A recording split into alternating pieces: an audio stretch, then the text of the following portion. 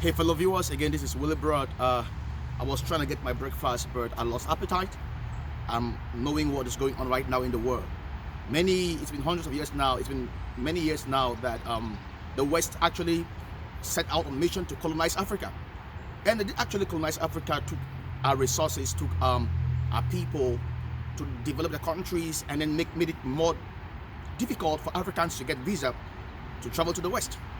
And I will tell you, I've been to embassies so many times. The West American, all countries, actually, they make more money at the level of embassies from people trying to get visa than they may even make in some of their natural resources. No problem, Africa was still quiet with that. They took our resources, we've been quiet. But now there is the movement where the West is actually trying to colonize Africa.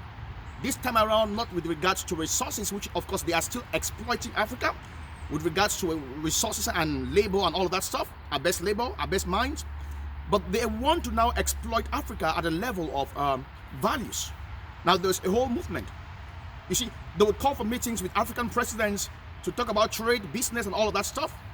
And in the midst of that meeting, they want to talk about values. They want to talk about LGBTQ plus. I don't care whether they put it plus or minus or negative or division. And they want to talk about that. You see, Africa has values. Africa has values. You see, when Christ was still a baby, Herod wanted to kill him. At that time, he could not defend himself. He was still a child. He could not defend himself. So the Lord said to his father Joseph, take the baby boy and his mother and flee to Egypt until I bring you words, because Herod wants to kill him. So Jesus had to escape to Egypt because at that time he was a baby. He knew nothing.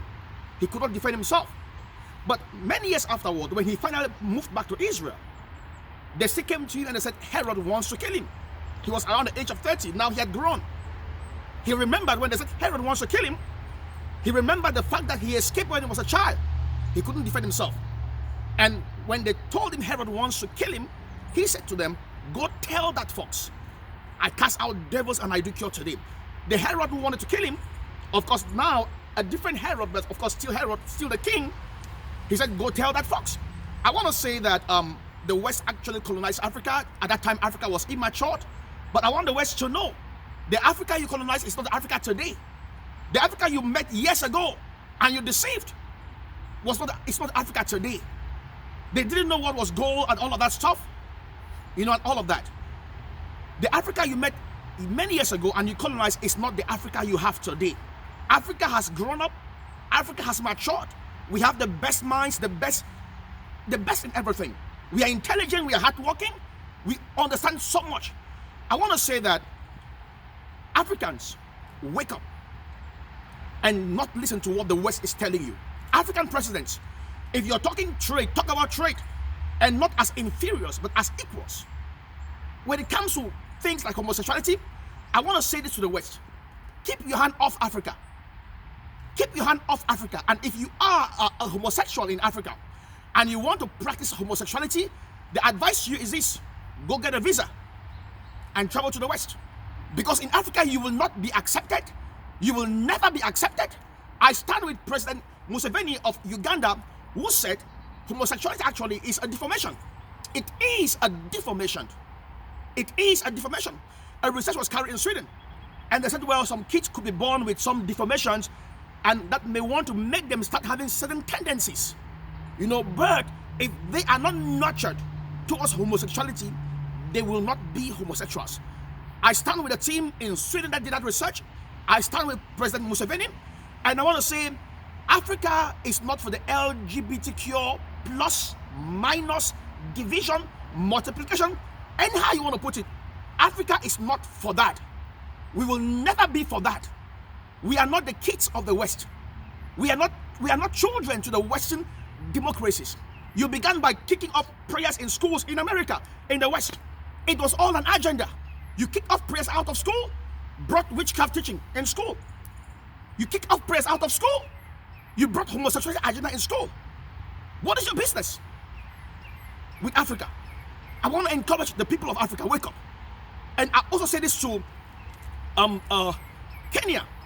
I know it's now a debate at the level of the parliament and all that stuff.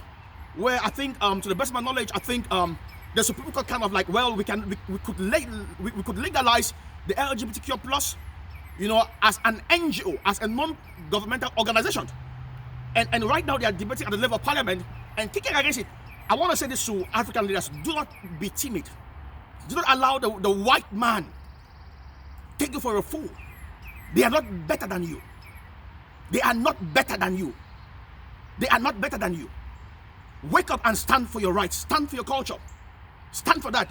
And be bold about that. Homosexuality is not accepted in Africa. It will never be accepted in Africa. We do not need your funds. We do not need your aid. We do not need your support. Homosexuality is not accepted. It will never be acceptable. So stop wasting your time trying to fight for something which will never happen.